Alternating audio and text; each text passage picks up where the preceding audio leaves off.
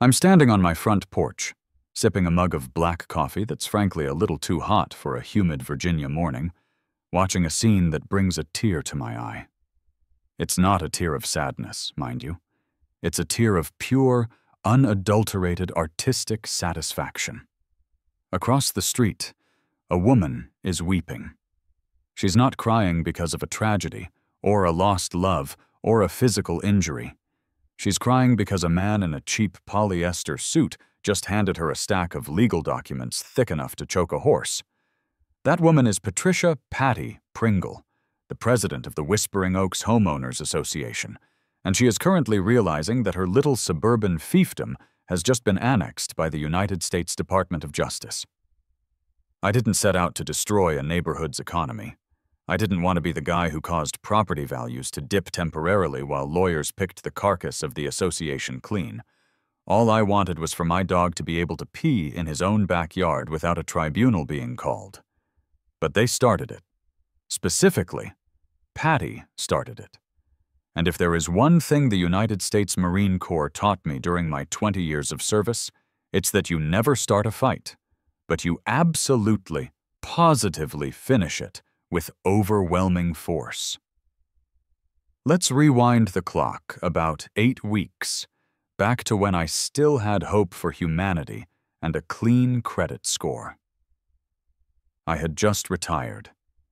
20 years of crawling through mud, eating MREs that tasted like cardboard and despair, and sleeping in places that would make a dumpster look like the Ritz-Carlton. I was done. My knees sounded like a bag of marbles when I walked. My back had a permanent ache, and my tolerance for bureaucracy was in the negative integers. I had a nice pension, a bit of money saved up from some private contracting work I did post-service, and a desire for quiet. That's all I wanted. Quiet. So I bought a house in Whispering Oaks. On paper, it was perfect. It was a gated community in Northern Virginia, close enough to D.C. that I could get to the VA hospital if I needed to, but far enough out that I couldn't hear the highway. The brochure showed smiling families, manicured lawns that looked like they were cut with laser precision, and a sense of safety. It looked like the kind of place where nothing ever happened. That appealed to me. I was tired of things happening. I pulled up in the moving truck on a Tuesday. I didn't hire movers because I don't like people touching my stuff, and frankly, I need the exercise. Sitting in the passenger seat next to me was Atlas.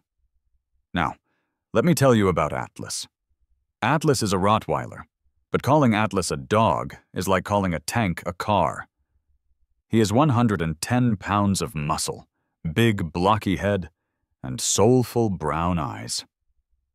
To the uneducated observer, he looks like a creature bred to guard the gates of the underworld. To anyone who actually knows him, he is a medically necessary teddy bear. I have PTSD. I don't broadcast it. I don't wear a t-shirt about it, but it's there. Crowded spaces, sudden noises, people coming up behind me, it makes my brain short-circuit. Atlas is trained to handle that. He performs tasks like blocking, where he stands behind me in line to create personal space. He does room checks. He applies deep pressure therapy when my heart rate spikes. He is a legitimate, task-trained service animal under the Americans with Disabilities Act. He is also a good boy. The best boy. We pulled into the driveway. The house was nice. Brick front, 2 stories, big oak tree in the yard. I put the truck in park and looked at Atlas. "We made it, buddy," I said. "Civilization." Atlas yawned, a sound that started as a squeak and ended as a groan, and licked the dashboard. I hopped out of the cab and stretched. The neighborhood was silent.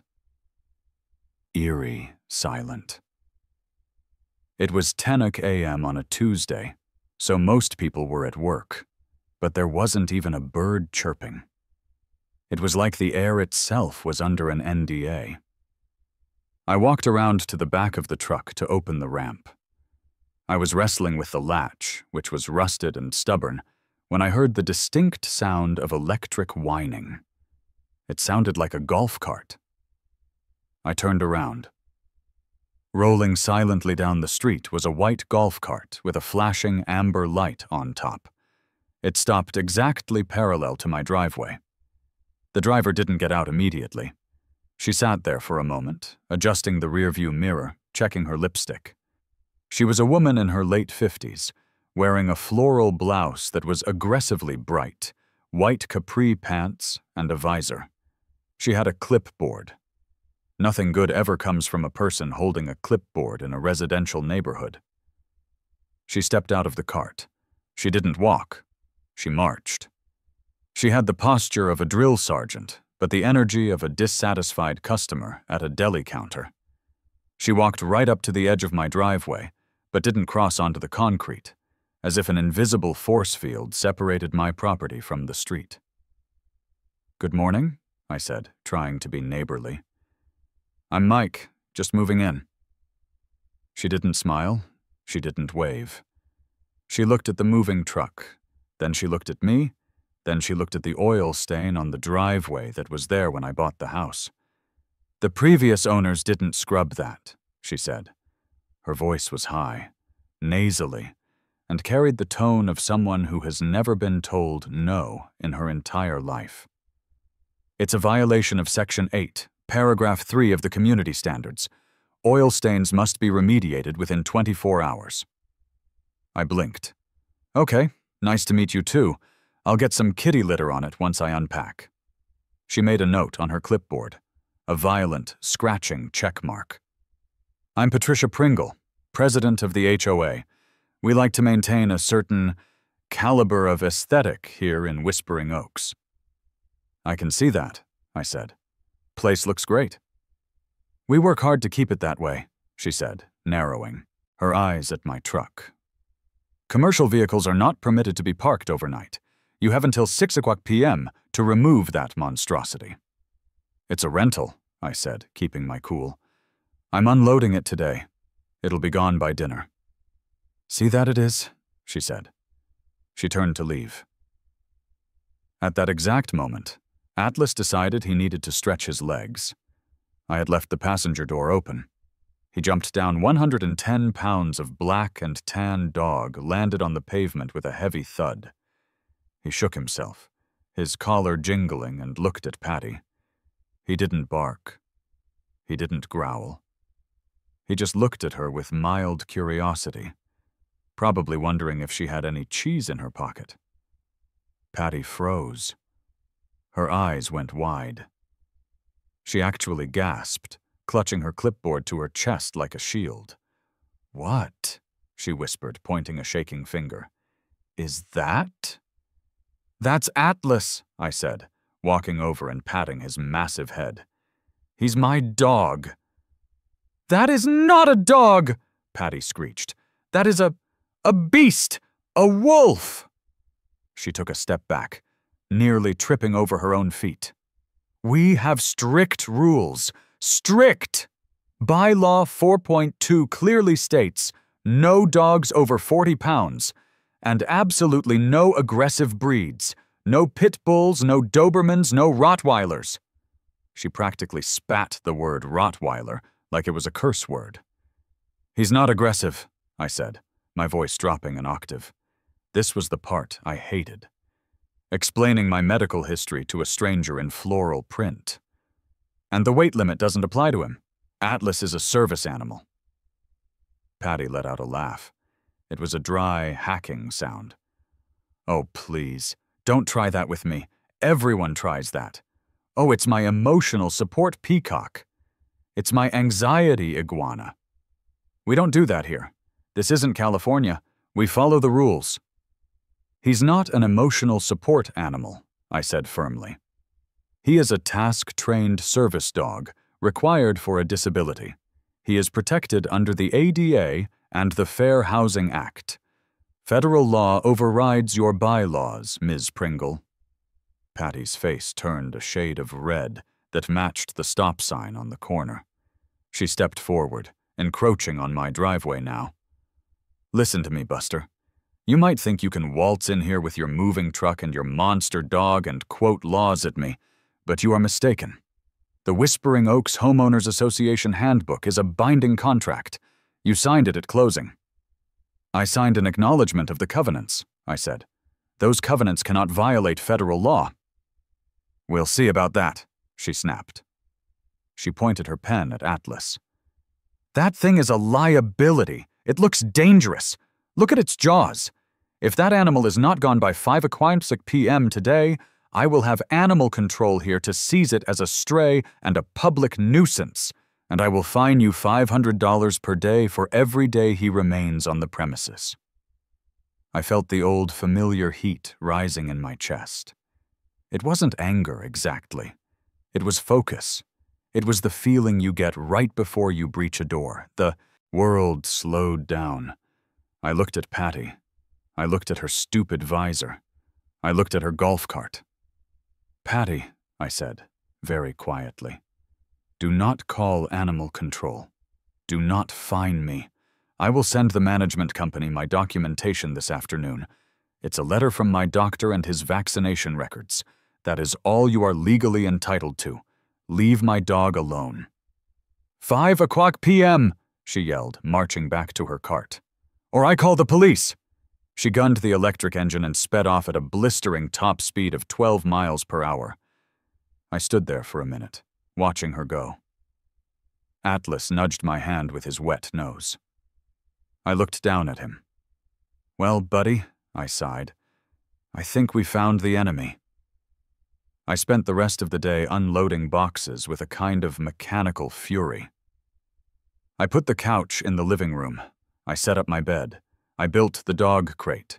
Every time I walked out to the truck, I felt eyes on me. I looked around and saw curtains twitching in the windows of the neighbors' houses. Patty had clearly spread the word. The new guy was trouble. The new guy had brought a monster into the sanctuary. At 4:30 p.m., I sat down at my laptop using the hotspot on my phone because the internet guy wasn't coming until Thursday. I drafted a professional, polite email to the property management company listed on my welcome packet. I attached a copy of a letter from my psychiatrist stating I required a service animal. I attached Atlas's rabies certificate. I attached a photo of him sleeping with a stuffed duck to show he wasn't a demon from hell. Subject: Service Animal Documentation, 124 Maple Drive. To whom it may concern, please find attached the documentation for my service animal, Atlas. As discussed with Ms. Pringle earlier today, Atlas is a task-trained service dog and is essential for my medical needs. Per the Fair Housing Act and the Americans with Disabilities Act, he is exempt from breed and weight restrictions outlined in the HOA bylaws. I look forward to being a quiet and respectful neighbor. Sincerely, Michael. Last name. I hit send. I thought that would be it. I thought surely there is a lawyer somewhere in the chain of command at this management company who will look at this, see service dog, see ADA, and tell Patty to stand down. That's how the world works, right? Logic prevails? I checked my watch. 5:00 p.m. At 5:05 p.m., a car rolled up. It wasn't animal control. It was a private security sedan. A guy in a uniform that looked like it was bought at a Halloween store got out. He walked up my driveway and taped an envelope to my front door. He didn't knock. He just taped it and ran back to his car like he was dropping a grenade. I walked out and ripped the envelope off the door. It was on thick, cream-colored stationery with the Whispering Oaks logo. An oak tree whispering, I guess? Notice of violation. Resident, Michael, last name. Violation. Possession of prohibited breed. Rottweiler, possession of animal exceeding 40 yelps. Fine, $500. Remedy: immediate removal of animal. Additional note: the board has reviewed your email sent at 4:30 p.m. The board does not recognize psychiatric service animals for breeds categorized as inherently dangerous by the association. Your request for accommodation is denied. You have 24 hours to remove the animal, or further fines and legal action will be taken. I stared at the paper. They denied it. They actually put it in writing. They looked at a federal law and said, "Nah, we don't do that here." I walked back into the kitchen. The house was empty, echoing, just me and the dog. Atlas was chewing on a Kong toy, blissfully unaware that he was illegal. I picked up my phone. I could have called a lawyer right then. I probably should have. But I'm a stubborn man. And I'm a man who believes in giving people enough rope to hang themselves. "Okay," I said to the empty room. "You want to play by the book? Let's play." The next morning, the harassment began in earnest. I woke up to Atlas whining. I let him out into the backyard. My yard wasn't fenced yet. That was on the to-do list for next week, so I went out with him on a leash. It was 6:00 a.m. The sun was just coming up. It was beautiful. Then I saw her. Patty was standing on the sidewalk. She wasn't alone. She was with a man who looked like he was made entirely of dough and beige clothing. He had a camera with a telephoto lens that was frankly creepy. "That's him!" Patty shouted, pointing. "Document it, Harold! The beast is defecating on the lawn!" "It's my lawn!" I yelled back. "He's pooping in his own yard!" Harold snapped photos. Click, click, click. "That is an unauthorized discharge of biological waste!" Patty screamed. "That is a health hazard! Bylaw 9, Section C." I stood there in my sweatpants and t-shirt, holding a bag of dog poop, staring at these two lunatics. Atlas finished his business and looked at them, tilting his head.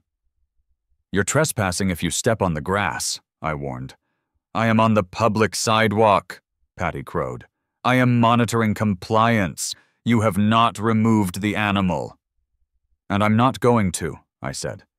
"Read the email I sent." "I read it," she shouted. "It's garbage. I looked up your doctor. He's from the VA. That's government nonsense. We have our own standards. You think you can just come in here and intimidate us with your war dog?" War dog. That struck a nerve. Atlas wasn't a war dog. He was a washout from a protection program because he was too friendly. He'd sooner lick an intruder to death than bite them. But Patty didn't see a dog. She saw a symbol of something she couldn't control. "Go home, Patty," I said, turning around, "before I file a harassment complaint." "I am the president," she screamed at my back. "I am the complaint department." By noon, I had 3 more fines stuck to my door. $100 for unkempt lawn. I had been there for 24 hours. $200 for aggressive behavior towards a board member. I told her to go home. $500 for unauthorized livestock. Livestock? Really? I sat at my kitchen island, looking at the mounting pile of paper. I realized that arguing with Patty was like wrestling a pig in the mud. You both get dirty, but the pig likes it. She enjoyed this. This was her hobby. She probably had a scrapbook of people she'd evicted. I needed a wall. I needed a physical barrier between me and the madness. And I needed it fast. I pulled up Google and searched for fence contractors no HOA nonsense. I found a guy named Big Tony's Fortifications and Fences. The website was just a picture of a brick wall and a phone number. It was perfect. I called the number. "Tony's," a voice answered. It sounded like he was gargling gravel. "Yeah, this is Mike. I just moved into Whispering Oaks. I need a fence. A big one. Ideally yesterday." There was a pause. "Whispering Oaks? You mean Patty Pringle's North Korea? That's the one. Tony chuckled. It was a dark, rumbling sound. I hate that woman. She tried to find my truck for being too yellow last year. I'll be there in an hour. Bring the heavy equipment, I said. Buddy, Tony said, I'm gonna bring the apocalypse. I hung up the phone and looked at Atlas. We're going to build a castle, buddy, and we're going to make them watch. But I knew a fence wasn't going to stop the legal assault. I needed to document everything. I went to my moving boxes and dug out my old GoPro and a dash cam I hadn't installed yet. I mounted the dash cam in the front window facing the street. I clipped the GoPro to my belt. If Patty wanted a show, I was going to film the pilot episode. Little did I know, she was planning something much worse than fines. She was planning to weaponize the police. If you have never been the target of a suburban paper terrorist, consider yourself lucky. It is a specific kind of psychological warfare that relies on the weaponization of the mundane. In a war zone, you worry about IEDs and snipers. In Whispering Oaks, you worry about Scotch tape and Times New Roman font. For the next 3 days, my front door looked less like an entrance to a home and more like a community bulletin board for the insane. Patty didn't just send one fine a day. Oh no. She was operating on a shock and awe doctrine. She came in waves. I would wake up. Tape rip, a yellow slip. I would come back from walking Atlas, on the street, avoiding the grass like it was lava. Tape rip, a pink slip. I would check the mail. A formal letter, certified, return receipt requested. Let's review the highlights of the Blitz, shall we? Violation 402, improper window treatments. The fine, $7,500. The reality, I hadn't unpacked my curtains yet, so I had temporarily taped a black garbage bag over the bedroom window so I didn't flash the neighborhood while changing. Tacky? Maybe. Illegal? According to Patty, it was a blight on the visual harmony of the streetscape.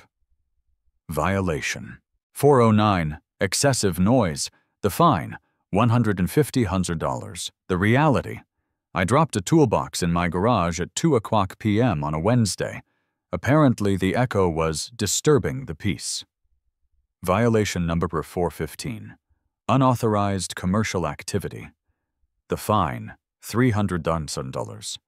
The reality, an Amazon delivery driver parked in front of my house for 30 seconds to drop off dog food. Patty claimed I was running a warehouse, but the pièce de résistance was the daily recurring fine for Atlas. Every morning, like clockwork, a $500 ticket for prohibited dangerous animal appeared. By Friday, according to the Whispering Oaks accounting department, which I strongly suspected was just Patty and a solar-powered calculator, I owed the association nearly $4,000. I didn't pay a dime. Instead, I went to Office Depot. I bought a 3-ring binder, a 3-hole punch, and a pack of dividers. I labeled the binder the Patty file. Every ticket, every letter, every grainy photo she took of me was punched, filed, and dated. I wasn't just hoarding trash. I was building a discovery file for a lawsuit I hadn't even filed yet. But paper wasn't going to keep Patty's eyes off my property. I needed physical cover. I needed Big Tony. Big Tony rolled up on Saturday morning. You know how some people look like their dogs? Tony looked like his truck. He drove a Ford F-350 with dual rear wheels, a lift kit, and a bumper that could probably breach the Pentagon. The truck was a violently bright shade of yellow, like safety vest yellow. Tony himself was about 6'4", shaped like a vending machine, with forearms the size of my thighs. He stepped out of the truck, hiked up his tool belt, and spat a sunflower seed onto the asphalt. He looked at my house. Then he looked at the house across the street, Patty's house, and shook his head. "So," Tony rumbled as I walked out to meet him, "you're the fresh meat." "I prefer new resident," I said, shaking his hand. His grip was like a bench vise. "But yeah, I'm Mike." "I'm Tony. I heard about the dog," he said, nodding toward the front window where Atlas was watching us, looking like a gargoyle. "She tried to take him yet?" "She threatened to call animal control." Tony laughed. "Classic Pringle. She called the cops on me last summer because my crew was listening to classic rock. Said Led Zeppelin was satanic worship music. She's got too much time and not enough soul." "I need a fence, Tony. I need a privacy fence. 6 feet high, board on board, no gaps. I don't want to see her, and I don't want her seeing me." Tony scratched his chin, the sound like sandpaper on wood. "All right, here's the kicker. The HOA handbook, which I have unfortunately memorized, says fences have to be open style, split rail or wrought iron. They want the open space aesthetic. They don't allow privacy fences unless you have a pool." "I don't have a pool," I said. "Right," Tony said. "But the county code says you can build a privacy fence up to 7 feet without a permit if it's for safety. And since you have a dangerous animal, according to her—" He grinned, revealing a gold tooth. "You're actually required by county law to secure the animal. If we follow the HOA rules, we're violating the county dangerous dog ordinance. If we follow the county, we violate the HOA." "Which one wins?" I asked. "The county," Tony said. "Every time. But she'll sue you anyway." "You cool with that?" "Tony," I said, "I'm counting on it." "I like you, Mike," Tony said. He walked back to his truck and pulled out a sledgehammer. "Let's make some noise." Construction began immediately. And when I say Big Tony brought the apocalypse, I wasn't kidding. He didn't just bring a shovel. He brought a Bobcat skid steer loader. He brought a crew of 4 guys who moved with the efficiency of a pit crew. They started ripping up the sod along the property line. The sound of the diesel engine roaring and the thump-thump-thump of the post-hole digger was music to my ears. It was the sound of progress. It was also the sound of a declaration of war. It took exactly 14 minutes for the golf cart to appear. I timed it. I was standing on the porch, drinking water, watching Tony operate the Bobcat. He was digging a hole for the corner post, right on the edge of the property line facing Patty's house. The white golf cart careened around the corner on 2 wheels. Patty was driving. In the passenger seat was a man I hadn't met yet, a thin, nervous-looking guy holding a notepad. This was probably the Architecture Review Committee, ARC, which I assumed was just Patty's drinking buddy. Patty slammed on the brakes, skidding to a halt right in front of the Bobcat. Tony didn't stop. He just stared at her through the safety cage of the machine and revved the engine. "Stop!" Patty screamed. She literally jumped out of the moving cart. "Cease and desist! Stop this madness!" Tony powered down the Bobcat. The sudden silence was deafening. The birds even stopped chirping. "Morning, Patty," Tony said, leaning out of the cab. "Lovely day for a dig." "Tony," she hissed, "I banned you from this community. You are on the blacklist." "I'm on the public street, Patty," Tony said, gesturing to his truck. "And right now I'm working on private property. Mike's property." Patty spun around to face me. She marched up the driveway, her face a mask of pure, unadulterated fury. She was wearing a polo shirt with the HOA logo embroidered on it today. She was in official uniform. "You!" She pointed a finger at my chest. "You did not submit an ARC application. You cannot build a fence without board approval. This is an unauthorized structure. You have to stop immediately." I tapped the GoPro clipped to my belt. The little red light blinked. Actually, Patty, I said calmly, I'm mitigating a safety hazard. You told me my dog was dangerous. You told me he was a liability. The county requiring me to secure any animal deemed dangerous behind a 6-foot barrier. I'm just complying with your assessment. I didn't tell you to build a wall, she shrieked. I told you to get rid of the dog. This monstrosity will block the sight lines. It will ruin the open feel of the neighborhood. I will not allow it.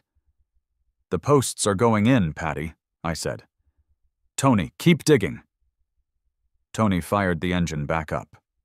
Vroom! Patty looked like she was going to have a stroke.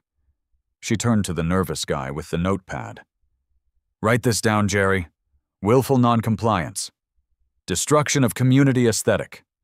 And call the police. Tell them we have a trespassing contractor. Patty, I said, stepping closer to her so I didn't have to shout over the engine. If you call the police, tell them to bring a surveyor, because if you step 1 foot onto where Tony is digging, you're trespassing. I have a right to inspect, she yelled. The bylaws grant the board right of entry to inspect violations. The Constitution grants me the right to tell you to get off my lawn, I retorted. And right now you're standing on my grass. Get off. She stared at me. For a second, I thought she was going to swing at me. Her hands were balled into fists at her sides. She was shaking. This was a woman who had likely never been told what to do in 20 years. She was the queen of this anthill, and I was pouring boiling water down the entrance. You will regret this, she whispered. It was actually scarier than the screaming. I will put a lien on this house so fast your head will spin. You will never be able to sell. You will be buried in legal fees. I will bankrupt you, you arrogant little man. I smiled, a genuine, happy smile. Did you catch that, camera? I asked, looking down at my chest. Patty's eyes flicked to the GoPro. She realized she'd just threatened me. She stiffened, straightened her polo shirt, and turned on her heel.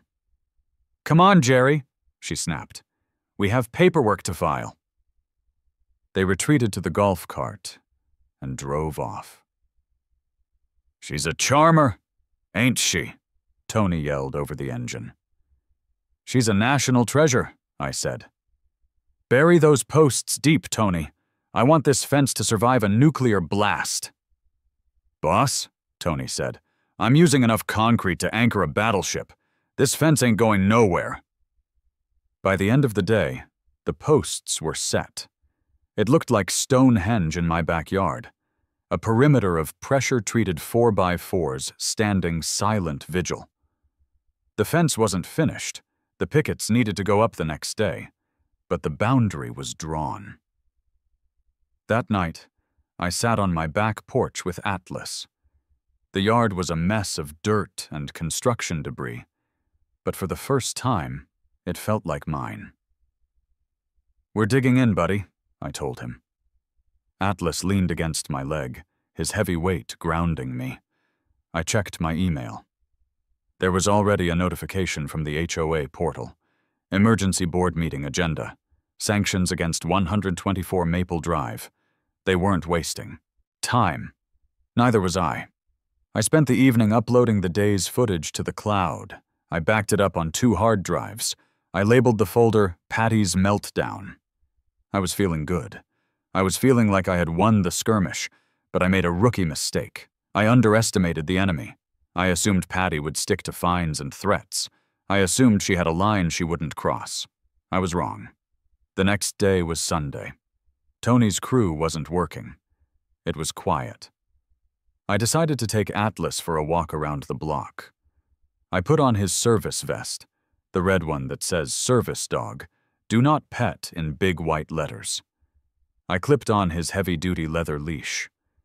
We walked out the front door. The neighborhood was alive. People were washing cars, kids were riding bikes. As we walked down the sidewalk, the activity stopped. People stared. It was like the scene in a western where the gunslinger walks into the saloon. I kept my head up, looking straight ahead. Heel, I whispered. Atlas was glued to my left leg, his movement synchronized with mine. He was perfect.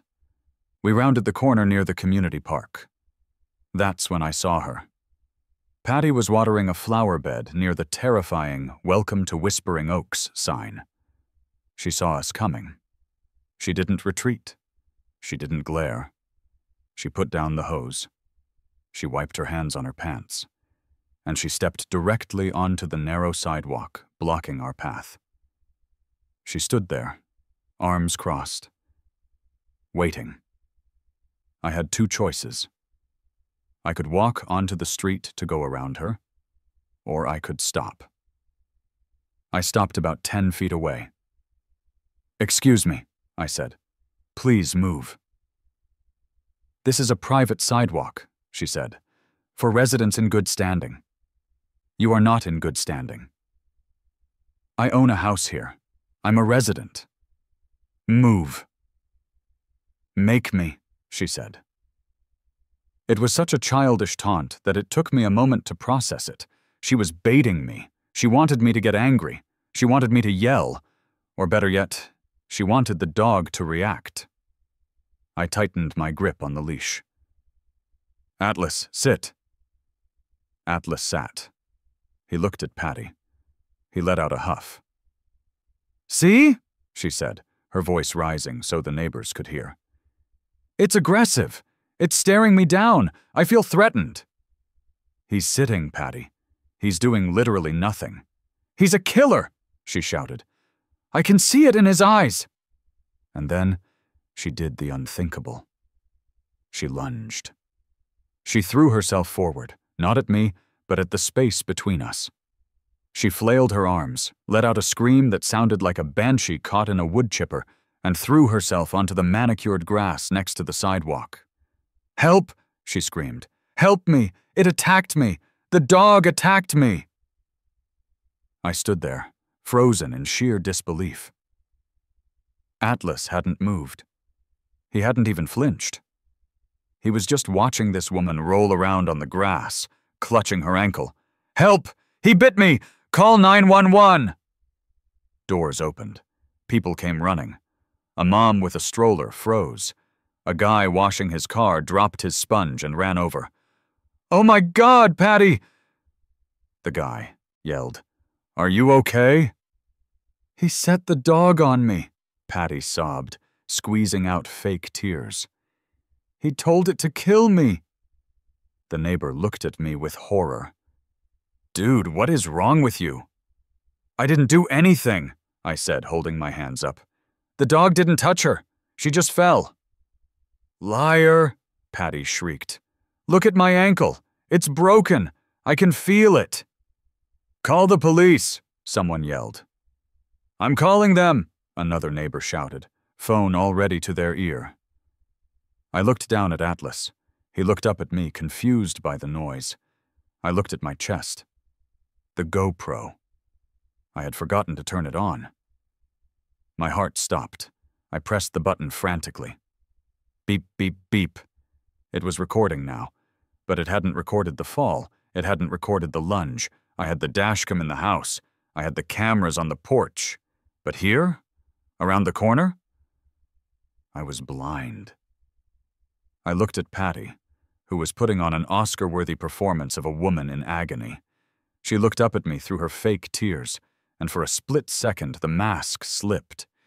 She grinned, a small, wicked, triumphant grin. She knew. She knew I didn't have a camera on me. I heard sirens in the distance. The wail was getting louder. "Stay calm," I told myself. "Stay calm." But as the blue lights flickered against the trees and the police cruisers turned onto the street, screeching to a halt, I felt a pit open in my stomach. This wasn't a zoning dispute anymore. This was assault.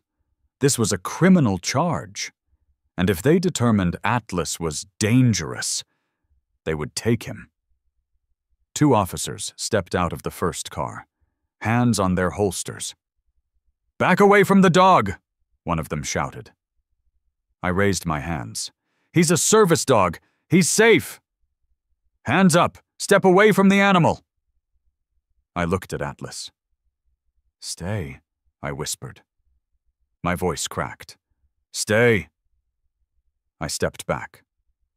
The officer moved in, hand hovering over his gun. Patty wailed louder. "He tried to kill me!" she screamed.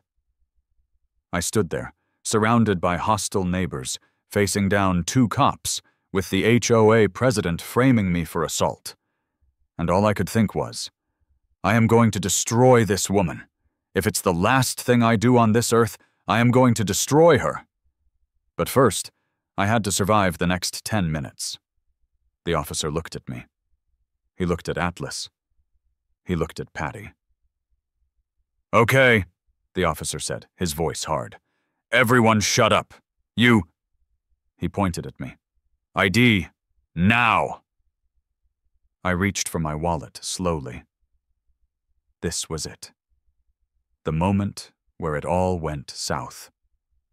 Or so I thought. Because what Patty didn't know, and what I had forgotten in the panic, was that modern technology is everywhere.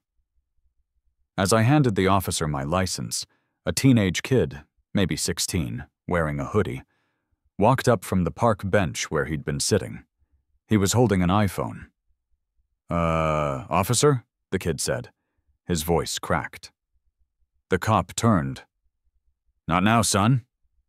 "I think you want to see this," the kid said, holding up his phone. "I was filming a TikTok. I got the whole thing in the background." Patty stopped wailing instantly. The silence that followed was heavy, sudden, and absolutely delicious. "You got it on video?" the officer asked.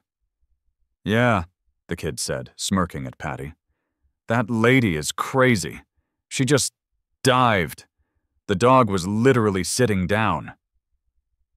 I felt the air rush back into my lungs. I looked at Patty. Her face had gone pale white. The war wasn't over. But the battle? The battle had just turned. The air in Whispering Oaks is usually filled with the scent of freshly cut grass and entitlement. But in that moment, as the teenage kid, let's call him the savior of suburbia, held out his iPhone, the air was thick with the smell of roasted Karen. Officer Miller, the older of the 2 cops, took the phone. He was a guy who looked like he'd seen everything and was impressed by none of it. He had a mustache that violated several fashion laws, but commanded respect. Officer Gomez, the younger partner, kept his hand near his belt, still eyeing Atlas, though his posture had relaxed from shoot to kill to mildly apprehensive. "Let's see what we got here," Miller grunted. He tapped the screen. We all huddled around. Me, Miller, Gomez, and the kid. Patty stayed on the ground, clutching her ankle, wailing softly. "I can't believe he filmed me without consent," she moaned. "That's a violation of privacy, Bylaw 12. "Ma'am, you're on a public sidewalk screaming for help," Miller said without looking up. "There is no expectation of privacy when you're creating a public disturbance. Now hush." On the tiny screen, the video played. It was a masterpiece of modern cinema. The frame was vertical, naturally. It showed me and Atlas standing still. You could clearly hear me say, "He's sitting, Patty." Then you saw Patty. She looked left, looked right, took a deep breath, and then threw herself forward with the grace of a drunk ballerina. It was undeniable. She didn't trip. She didn't stumble. She launched. Her feet actually left the ground. She landed with a thump, rolled twice, and immediately grabbed her ankle. In the video, Atlas watched the whole thing. At the moment of impact, he literally yawned. Miller watched it once. He watched it twice. He looked at Gomez. Gomez was biting his lip, trying very hard not to laugh. Miller handed the phone back to the kid. "Can you airdrop that to me, son?" "Sure thing," the kid said, looking way too pleased with himself. Miller walked over to Patty. She was still on the ground, but the wailing had stopped. She was looking at him with big, hopeful eyes. "Officer," she said, her voice trembling. "You saw it? You saw the beast lunge?" "Ms. Pringle," Miller said, his voice flat. "Get up." I can't. My ankle. It's shattered." "Your ankle is fine," Miller said. "And if you don't stand up in the next 5 seconds, I'm going to have to make a very difficult decision about whether to charge you with filing a false police report."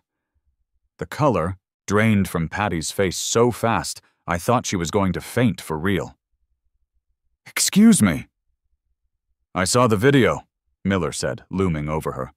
"The dog didn't move. You dove. That's a Class 1 misdemeanor in the Commonwealth of Virginia. False report of a crime. Up to 12 months in jail and a $2,500 fine." Patty's mouth opened and closed like a goldfish. She looked at the neighbors who had gathered.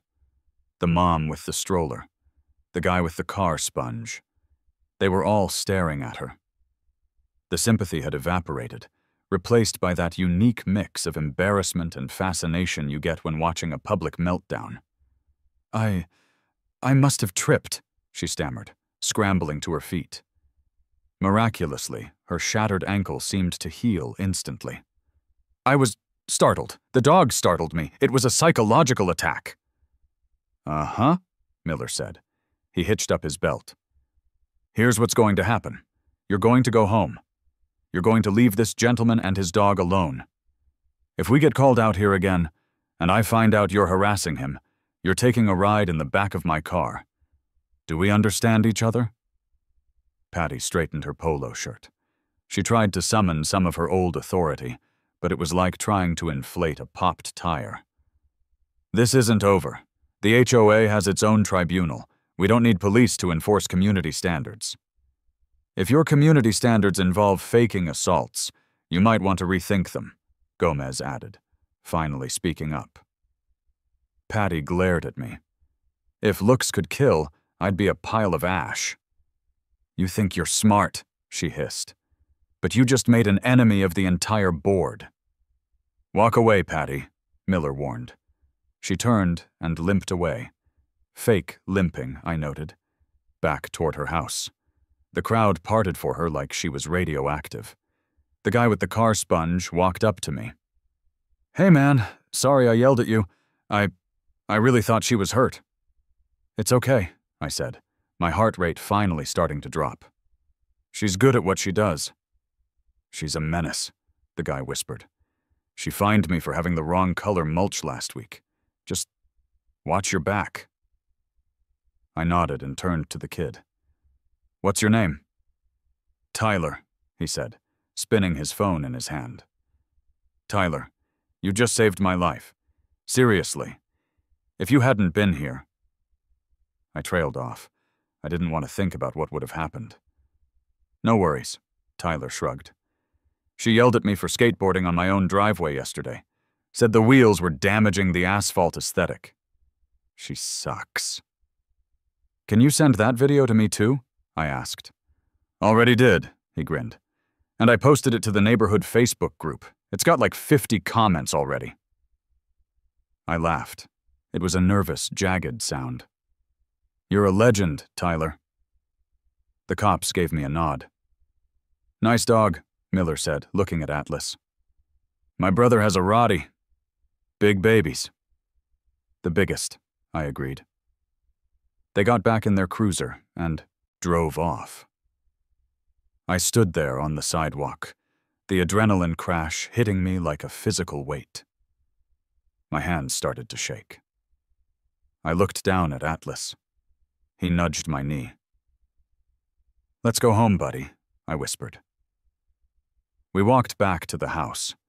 The fence posts stood like sentinels in the backyard. I went inside, locked the door, and sat on the floor with my back against it. I pulled Atlas into a hug. He tolerated it, licking my ear. I had won the battle. The police were on my side. The neighbors knew she was a liar. But I knew Patty Pringle. I had met officers like her in the military, the ones who cared more about shiny boots than the safety of their platoon. They don't stop when they're wrong. They double down. They scorch the earth. I was right. The escalation didn't take days. It took hours. By that evening, the email arrived.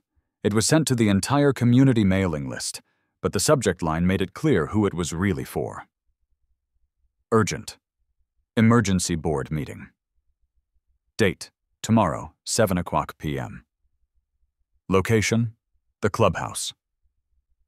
Agenda: discussion of immediate removal of dangerous residents and review of legal enforcement options regarding 124 Maple Drive. She wasn't hiding it anymore. She was calling a public execution. I clicked on the attachment. It was a formal agenda. Item 1. Review of incident on 5/15.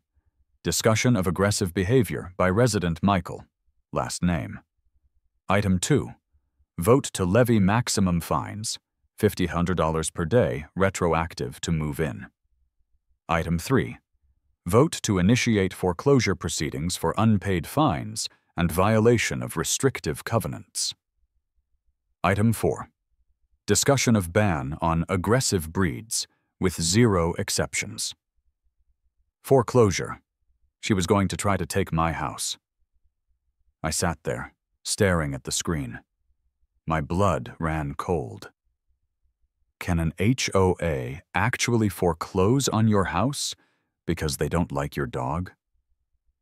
I did what any rational person would do. I spent 4 hours on Google. The answer was a terrifying maybe. In Virginia, HOAs have a lot of power. If they lien you for unpaid fines, and you don't pay, they can, theoretically, force a sale to recoup the debt. It's rare, it's extreme, and it takes a long time. But it's possible. And Patty Pringle seemed like the kind of woman who would spend the association's entire budget just to prove a point. My phone rang. It was Big Tony. "Hey, boss," Tony said. "You okay? My cousin lives on your street. Said the cops were there." "Yeah, Patty staged a dive. Tried to frame the dog." "Classic," Tony snorted. "Listen, I'm seeing some chatter on the contractor grapevine. Patty's been calling around. She's trying to find someone to come remove an illegal structure tomorrow." "The fence?" "Yeah. She wants to demo the posts while we're not there." "Can she do that?" "Legally? No. Physically? If she finds a guy desperate enough for cash? Maybe. But here's the thing. I'm gonna park my skid steer in front of the gate tonight. If she wants to touch those posts, she's gonna have to move. 4 tons of yellow steel." "Tony," I said, "I love you." "I know. Everyone does. I'll see you at 7 a.m. to put the pickets up. We're finishing this wall tomorrow, come hell or high water. Or Patty." I hung up. I had a fortress being built. I had video evidence. But I needed legal firepower. I couldn't represent myself in this. I knew how to shoot a rifle, not a subpoena. I needed a shark. I remembered a guy my old platoon sergeant used to talk about. A lawyer in D.C. who handled veteran disability cases. A guy who sued the VA for fun. His name was Saul. Not that Saul, but close enough. I looked him up. Saul Verdugo, civil rights attorney. The website was black and red. The slogan was, "They trampled your rights. We trample their bank accounts." I sent an inquiry through the contact form. Message: HOA, denying ADA service dog. Harassment. False police report. Threatening foreclosure. I have video. I got a reply 3 minutes later. It was 9:00 p.m. on a Sunday. Reply: come to my office tomorrow at 10 a.m. Bring the dog. I slept fitfully that night. I dreamed of giant gavels smashing my house. The next morning, Tony and his crew arrived like a cavalry charge. The sound of nail guns firing was the rhythm of my morning. Pop, pop, pop. Pickets were going up. The wall was becoming real. Patty didn't show her face. No golf cart, no clipboard. She was huddling in her bunker, preparing for the meeting. I put Atlas in the car and drove into the city. Saul Verdugo's office was not in a strip mall. It was in a glass tower in downtown D.C., overlooking the Potomac. The receptionist took one look at Atlas, smiled, and buzzed us in. Saul was a small man. He wore a suit that cost more than my first car. He had slicked back hair and eyes that looked like they could scan a barcode from across the room. "Mike," he said, shaking my hand. He didn't look at me. He looked at Atlas. "And this is the defendant?" "This is Atlas." Saul knelt down. Atlas licked his face. Saul laughed. "Oh yeah, a real killer. I can see why the HOA is terrified. He might drown them in slobber." He stood up and walked behind his massive mahogany desk. "Sit down. Tell me everything. Don't leave out the part where she faked the injury. I live for that stuff." I laid it all out. The move-in, the fines, the thug dog comment, the denial of the email, the incident with the cops, the foreclosure threat. Saul listened. He didn't take notes. He just steepled his fingers. When I finished, he sat in silence for a long moment. "Mike," he said softly, "do you know what the Fair Housing Act says about discrimination against disability? That it's illegal?" "It's not just illegal," Saul said, leaning forward, his eyes gleaming. "It's expensive. And do you know what the Department of Justice thinks about HOAs that try to supersede federal law? They don't like it? They treat it like a blood sport," Saul smiled. It was a shark's smile. "Here's the thing. Most lawyers would tell you to send a cease and desist letter.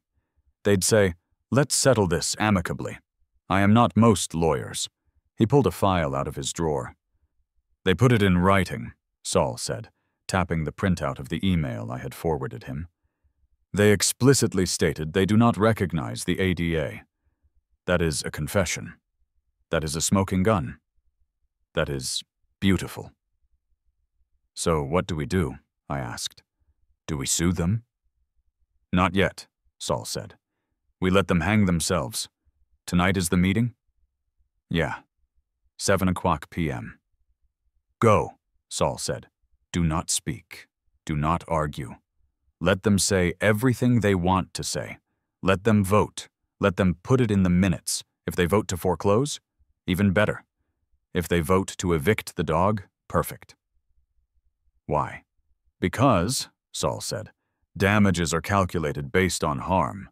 The more they harass you, the more they try to take from you, the bigger the check they have to write at the end. We want them to feel invincible. We want Patty Pringle to think she has won." He handed me a small digital voice recorder. "Tape the meeting. Virginia is a one-party consent state.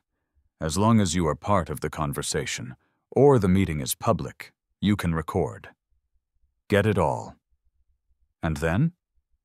"And then," Saul said, "we unleash the Kraken. I have a contact at the DOJ Civil Rights Division. We're not just going to sue them, Mike. We're going to initiate a federal investigation." I took the recorder. "You want me to be a punching bag tonight?" "I want you to be a sponge," Saul corrected. "Soak it up.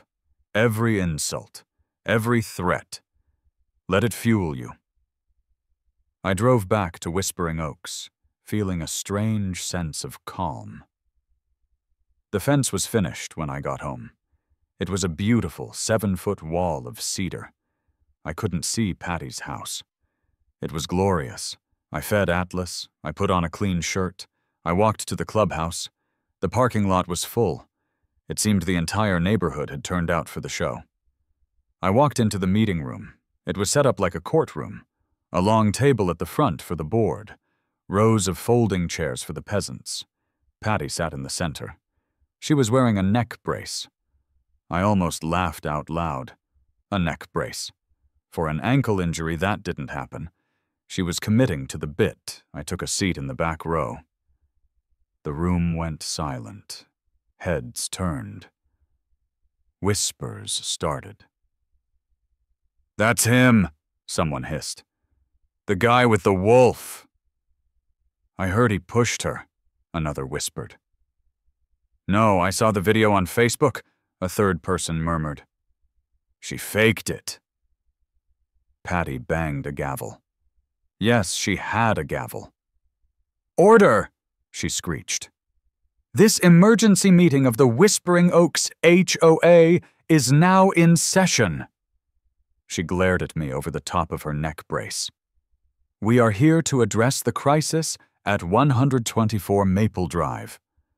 The flagrant disregard for our rules, the unauthorized construction of a prison wall in a residential zone, and the presence of a dangerous, vicious animal that has already caused physical harm to the board president." She touched, her neck gingerly.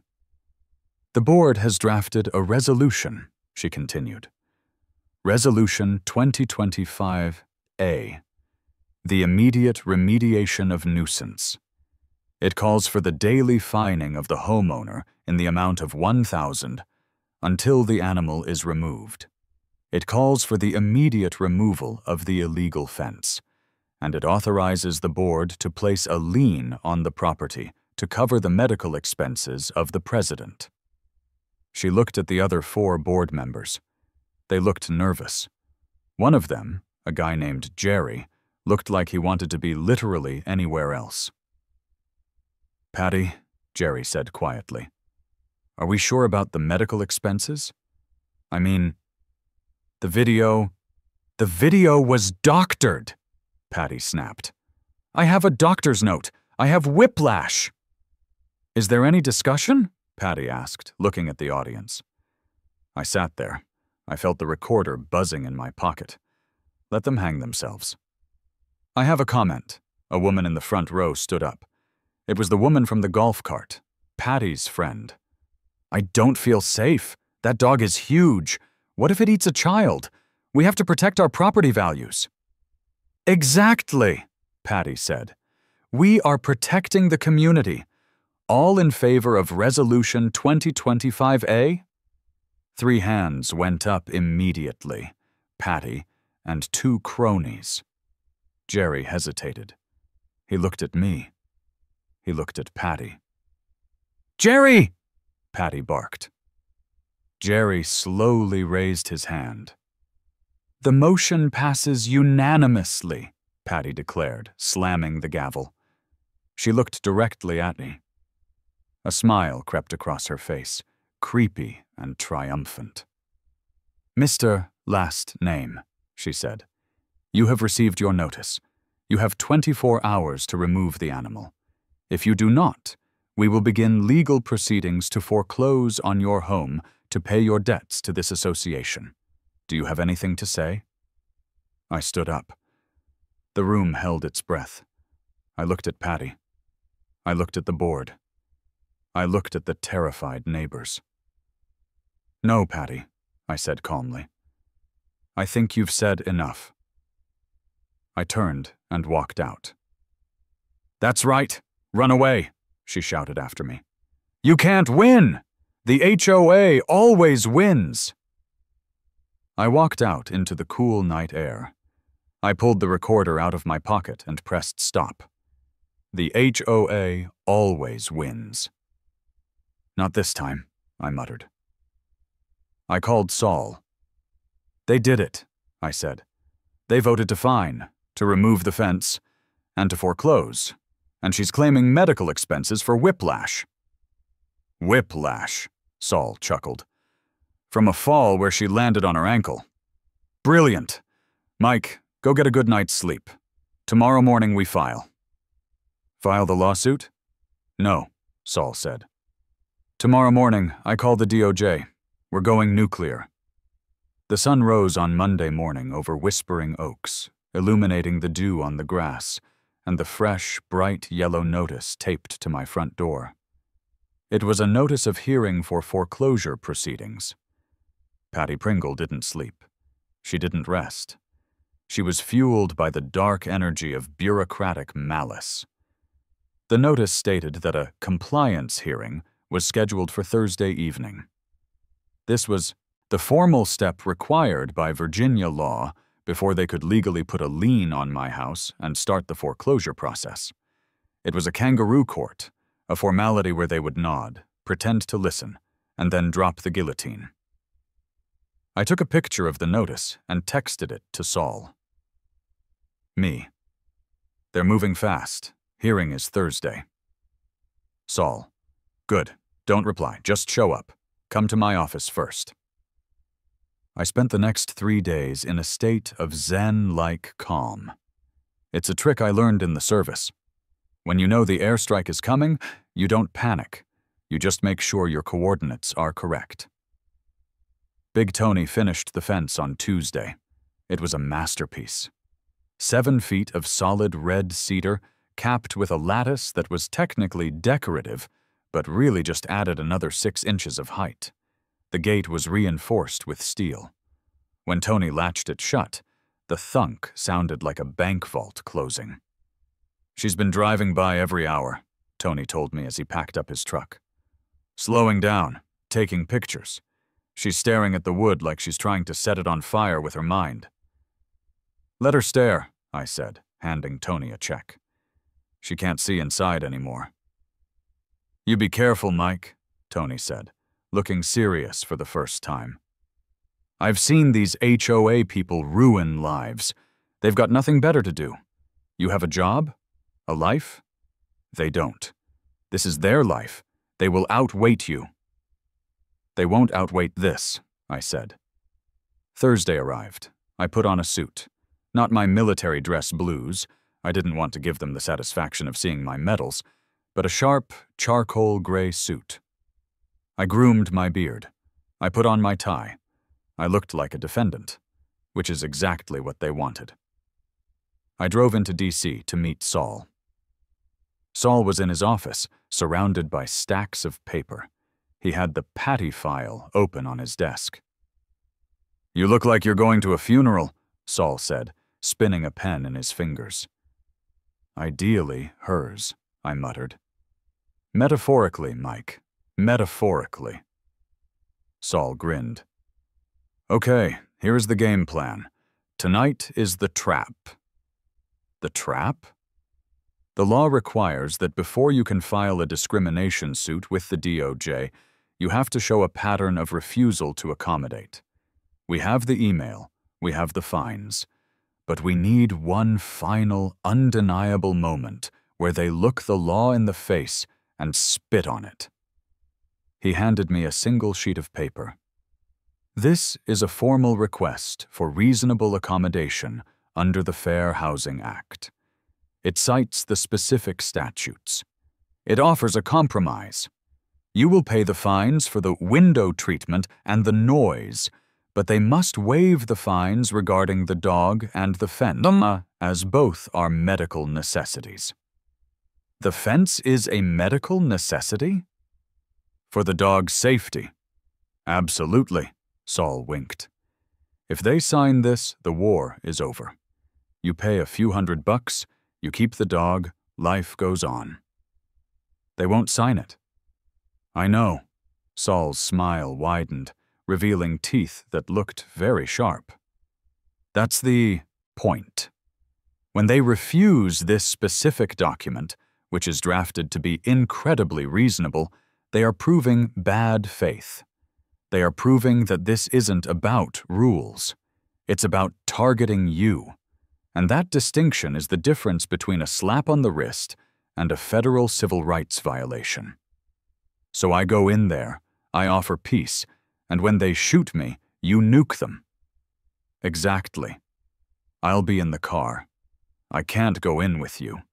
HOA hearings usually ban lawyers to keep the community feel, but I'll be listening. He tapped the wire he had set up on my phone. I drove back to the clubhouse. It was 7:00 p.m. The clubhouse library was dimly lit. The hearing committee was just the board again. Patty, still in the neck brace, Jerry, the nervous one, and 3 other cronies who looked like they were carved out of dried apples. They sat behind a long oak table. A single wooden chair was placed in the center of the room, facing them. It looked like an interrogation room from a bad spy movie. "Mr. Last Name," Patty said. Her voice was icy. "Please sit." I sat. I placed my hands on my knees. I looked at them. "This is a compliance hearing," Patty read from a script. "You have been charged with multiple violations of the master deed and bylaws, specifically the harboring of a dangerous animal, the construction of an unapproved structure, and failure to pay assessments totaling," she checked a calculator, $4,800. She looked up. "Do you dispute these charges?" "I dispute the validity of the charges regarding the service animal and the fence," I said calmly. "The board has already ruled on the animal," Patty snapped. "It is a Rottweiler. It is over 40 pounds. It is banned." "And I am telling you," I said, keeping my voice steady, "that under the Americans with Disabilities Act and the Fair Housing Act, a service animal is not a pet. It is not subject to breed restrictions or weight limits. You cannot ban him." "We can do whatever we want," the man to Patty's right said.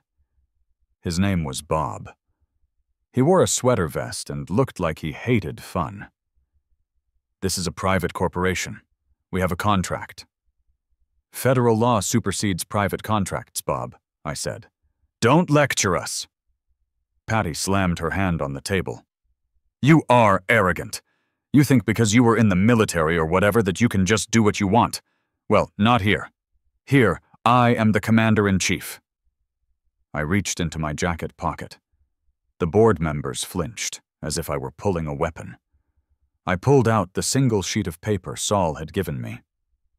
"I am authorized to make you a settlement offer," I said. I slid the paper across the table. Patty picked it up like it was a dirty diaper. She read it. Her eyes narrowed. "You want us to waive the fines?" She laughed, a high, incredulous laugh. "You want us to let the beast stay? And the wall?" "It is a formal request for reasonable accommodation," I said. "If you sign that, I will drop my counterclaims. We can all go back to being neighbors." Patty looked at the paper. Then she looked at me. Then she looked at Jerry. "Jerry, look at this," she sneered. "He's begging." Jerry looked at the paper. "Patty, it cites federal codes. Maybe we should show this to the HOA attorney?" "We don't need a lawyer to tell us how to run our neighborhood."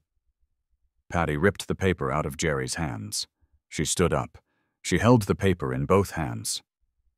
"Mr. Last Name," she said, staring into my eyes.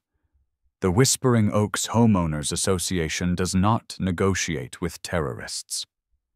And then, in slow motion, she ripped the paper in half. "Rip." Then she ripped it again.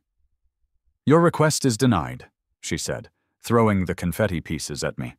"The fines stand, the foreclosure proceeds. You have 30 days to vacate the property before we auction it." I looked at the torn paper on the floor. I looked at Patty's triumphant face. She thought she had just won the Battle of Midway. "Is that your final decision?" I asked. "For the record?" "For the record," she hissed. "Get out. And take your monster with you." I stood up. I didn't say a word. I turned around and walked out of the library. I walked out to the parking lot where Saul's black sedan was waiting. I got in the passenger seat. Saul was wearing headphones. He took them off slowly. His face was a mixture of shock and pure, unadulterated joy. "Did she," Saul whispered, "did she actually say, 'We don't negotiate with terrorists,' while ripping up a federal housing document?" "She did," I said. Saul let out a breath. "That was poetic. That was the stupidest thing I have ever heard a human being say on tape." He pulled out his phone. "Okay, Mike, go home. Hug your dog. I'm making a call." "Who are you calling?" "The Department of Justice. Civil Rights Division, Saul said, dialing a number. I used to date the assistant deputy chief. She owes me a favor and she hates HOAs. I went home. I felt a strange weightlessness.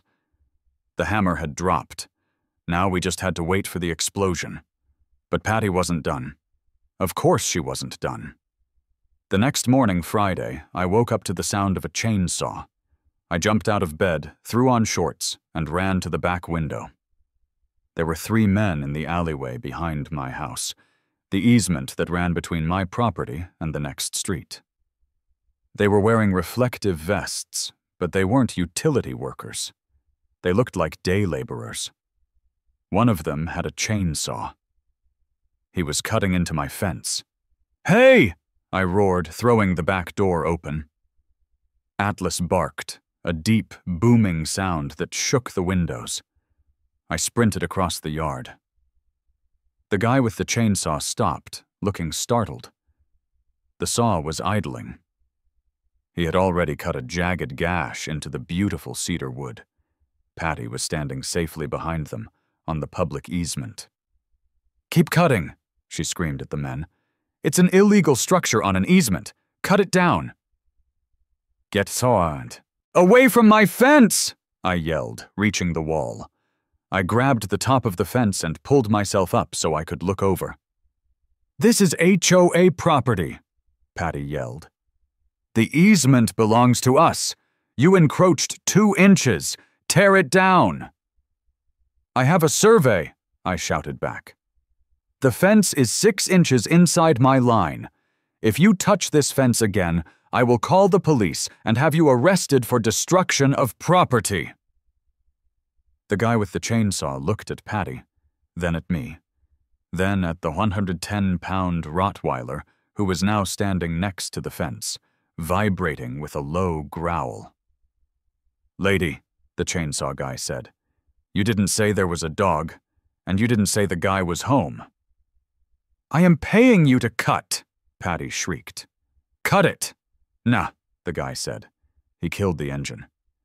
"I ain't going to jail for a fence dispute, and I ain't getting eaten." He turned and walked away. The other 2 guys followed him. "Cowards!" Patty screamed. "You're all cowards!" She turned to me. Her face was purple. The neck brace was crooked. "I will come back," she vowed. "I will come back with a bulldozer. I will flatten this house." "Patty," I said, my voice dangerously low, "go home. Look at your email." "What?" "Check your email, Patty." She blinked. She pulled her phone out of her pocket. She tapped the screen. I watched her face. I watched the color drain out of it. I watched her hand start to shake. Saul had worked fast. What is this?" she whispered. "That," I said, "is a notification of investigation from the United States Department of Justice. You're being investigated for systematic discrimination and violation of the Fair Housing Act." "The government?" She looked up, her eyes wide. "This is a local matter. The government doesn't care about Whispering Oaks." "Oh, they care," I said. "They care a lot. You're not fighting me anymore, Patty. You're fighting the United States of America." She stared at her phone. She looked at the gash in the fence. She looked at me. For the first time, I saw fear. Real fear. Not the fake fear she used to manipulate cops. The fear of someone who realizes they have woken a sleeping dragon. She didn't say another word. She turned and walked away, forgetting to limp. I looked at the cut in the fence. It was ugly, but the wall held. I went back inside and called Saul. "She got the email," I said. "That wasn't the email," Saul laughed. "That was just the courtesy copy of the complaint filing. The real fun starts on Monday." "What happens Monday?" "Monday," Saul said, "is when the investigators arrive. And Mike, these aren't the guys who inspect for termites. These are the guys who prosecute hate crimes and banks." The weekend passed in a blur of tension. I patched the fence. I walked Atlas. The neighborhood was quiet, but it was the quiet before a storm. I saw neighbors gathering in small groups on driveways, whispering. The rumor mill was churning. Mike sued the HOA. The feds are coming, out he went. Dark. No fines. No emails. Her house looked abandoned. Monday morning, 9:00 a.m. I was drinking coffee on my porch. A black SUV with government plates turned onto the street. Then another. Then a third. They didn't drive fast. They drove with the slow, terrifying purpose of a bureaucracy that has unlimited time and unlimited budget. They pulled up to the curb. Doors opened. Men and women in sharp suits stepped out. They had badges on their belts. They had briefcases. One of them, a woman with glasses and a demeanor that could freeze water, walked up to my driveway. "Mr. last name?" she asked. "Yes, ma'am." "I'm Special Agent Henderson, Department of Justice, Housing and Civil Enforcement Section. We received your complaint." She looked at Atlas, who was sleeping by the door. "Is that the dog in question?" "Yes, ma'am. That's Atlas." She looked at the house across the street, Patty's house. "And that is the residence of Ms. Patricia Pringle?" "It is." Agent Henderson adjusted her glasses. "We're going to need to ask you a few questions, and then we're going to have a very long conversation with Ms. Pringle." She turned to her team. "All right, let's get started. Pull the files. I want to see every fine, every lien, and every denial issued by this board in the last 5 years." I watched them swarm. It was beautiful. Patty Pringle had wanted a war. She had wanted to use the rules to crush me. She forgot one thing. There is always a bigger rule book. If you have never seen a federal civil rights investigation up close, let me paint a picture for you. It isn't like the movies. There are no SWAT teams kicking down doors, no helicopters, no dramatic arrests in the rain. It is far, far worse. It is the weaponization of boredom. It is the tactical deployment of forensic accountants and paralegals. It is a slow, grinding machine that consumes paper and spits out ruin. For the next week, Whispering Oaks ceased to be a quiet, suburban enclave and became a field office for the Department of Justice. The black SUVs were parked in a neat row. Men and women in suits walked door to door, flashing badges and asking polite, terrifying questions. Patty Pringle tried to stop them on day one. I was watching from my window, my favorite pastime these days. Agent Henderson was standing by her vehicle, organizing a stack of files. Patty drove up in her golf cart. She looked haggard. The neck brace was gone, replaced by a look of frantic desperation. "You can't park here!" Patty screeched, pulling up to the bumper of the government Tahoe. "This is a private street. These are private parking spots designated for residents only." Agent Henderson didn't even look up from her file. "We are conducting an official federal investigation, ma'am. We are authorized to park where necessary." "I am the president of this association," Patty yelled, stepping out of the cart.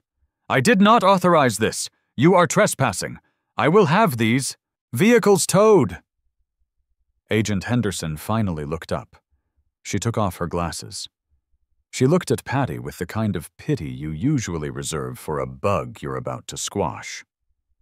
"Ms. Pringle," Henderson said, her voice smooth and cold, "if you touch a federal vehicle, or if you call a tow truck to interfere with a federal investigation, I will have you arrested for obstruction of justice." Title 18, United States Code, Section 1505. Do you want to go to federal prison today, or do you want to move your golf cart? Patty froze. Her mouth opened, but no sound came out. She looked at the badge on Henderson's belt. She looked at the other agents who had stopped what they were doing to watch. She got back in her golf cart. She put it in reverse. She backed away slowly, defeated. That was the moment the neighborhood smelled blood. Once the residents realized Patty was powerless, that she couldn't fine them for talking to the feds, the floodgates opened. It turns out I wasn't the only victim. I was just the first one loud enough to bring down the thunder. Agent Henderson set up a temporary interview room in the clubhouse, the same room where Patty had ripped up my settlement offer. Now, it was a confessional. I sat with Saul in his office later that week, getting the updates. Saul was giddy. He was reading the summary reports like they were love letters. "Mike, you are not going to believe this," Saul said, flipping a page. "They found a family 3 streets over, the Nguyen's. Patty fined them $2,000 last year for cooking smells. She explicitly listed foreign spices as a nuisance in the violation notice." "Oof," I said. "That's bad."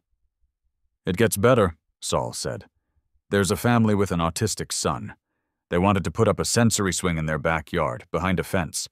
Patty denied it because it looked industrial. Then she fined them for unauthorized play equipment every day the kid used it. She's a monster." "She's a gold mine," Saul corrected. "This establishes a clear pattern of discrimination based on race and disability. But here is the kicker. They seized the HOA laptop. The one Jerry uses. The one Patty uses," Saul smiled. "And guess what they found in a folder labeled Problem Residents? I'm afraid to ask." "Spreadsheets," Saul whispered. "Detailed spreadsheets rating residents on compliance and desirability. She had a column for ethnicity. She had a column for political signs. She had notes, Mike. Notes like, likely to move if pressured, and cannot afford legal counsel." I felt a chill go down my spine. She was targeting people she knew couldn't fight back. "Exactly," Saul said. "Until she met you. She thought you were just another guy with a dog. She didn't know you were the grenade that would blow up the bunker." The investigation culminated in the deposition. This was the main event. The DOJ lawyers summoned Patty and the entire board to a conference room in D.C. to testify under oath. I wasn't allowed in the room, but Saul was there as my counsel, since I was the intervening plaintiff. He recounted the entire thing to me afterwards over beers. I will recreate it here to the best of my ability, because it deserves to be etched in history. The scene, a sterile conference room. The players, Patty Pringle, defiant, angry, wearing a floral blazer. Barry, the HOA's lawyer, a guy who usually handles slip and fall cases at grocery stores. He looked like he wanted to cry.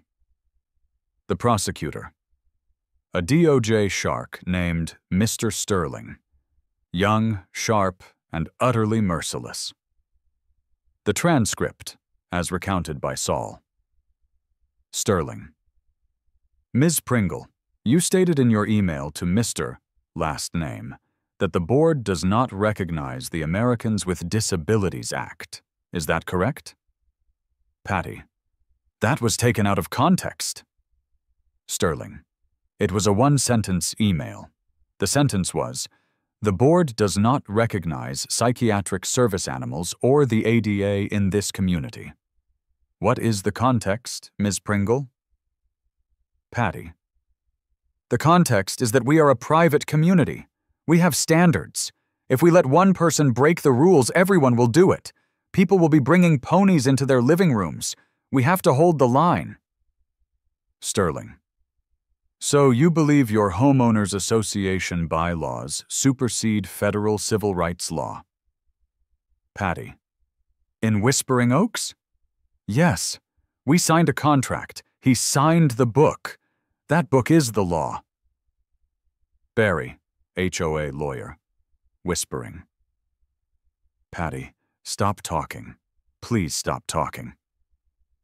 Patty. "No, Barry. He needs to understand. This isn't just a neighborhood, it's a lifestyle. And that man is a disruptor. He brought a war dog into a family community. He built a spite fence. Sterling, let's talk about the fence. You hired 3 laborers to destroy a fence on private property without a court order. Is that correct? Patty, it was on the easement. Sterling, we have the survey. It was not. You attempted to destroy private property to harass a disabled veteran. Why? Patty, because he wouldn't listen. He wouldn't submit. I am the president. When I speak, it is the voice of the community. Sterling pauses, looks at a document. Ms. Pringle, are you aware of the Fair Housing Act's penalties for retaliation? Patty, I didn't retaliate. I enforced the rules. Sterling, you called an emergency meeting to foreclose on his home 24 hours after he provided video evidence clearing him of a false assault charge. You don't call that retaliation? Patty, I call that justice. He humiliated me. He made me look like a fool on Facebook. Sterling, so the foreclosure was personal? Patty, it was. It was necessary to restore order. Barry put his head in his hands. Sterling, one last thing. We have a recording of the hearing on Thursday night. In it, you are heard saying, "The Whispering Oaks Homeowners Association does not negotiate with terrorists." Who is the terrorist in this scenario, Ms. Pringle? Patty, him, the man who refuses to cut his grass. To 2.5 inches. The man who brings a beast into our zip code. He is terrorizing our property values. Sterling, no further questions. Saul told me that when they walked out of that room, Barry the lawyer looked like he had aged 10 years. He grabbed Patty by the arm and hissed, "You just admitted to willful discrimination, retaliation, and intent to harm on the record. Do you have any idea what you just did?" Patty pulled her arm away. "I stood up for us, Barry. Someone had to." She still didn't get it. She thought she was Joan of Arc. She didn't realize she was the captain of the Titanic, and she had just steered directly into the iceberg. The impact happened 3 days later. It came in the form of a letter. Not from the DOJ, but from the HOA's insurance company. See, every HOA carries directors and officers, D&O liability insurance. This pays for lawyers if the board gets sued. It protects the personal assets of the board members. But there is a clause, a very important clause. It's called the intentional illegal acts exclusion. Basically, the insurance company says, "We will protect you if you make a mistake. We will not protect you if you break the law on purpose." Saul called me at 10:00 a.m. on Friday. "It happened," Saul said. His voice was trembling with laughter. "The insurance carrier sent a reservation of rights letter. They are denying coverage." "What does that mean?" "It means," Saul said, "that the insurance company watched the deposition. They saw Patty admit that she ignored federal law on purpose. They said, 'Nope, we aren't paying for this.' They are dropping the defense. So who pays for the lawyer? Who pays the damages?" "The HOA," Saul said, "directly from the funds. And if the funds run out, the board members are personally liable." Personally? Personally. Their houses, their cars, their retirement accounts. Patty Pringle is on the hook for everything. The news hit the board like a nuclear bomb. Jerry, the nervous board member, showed up at my door an hour later.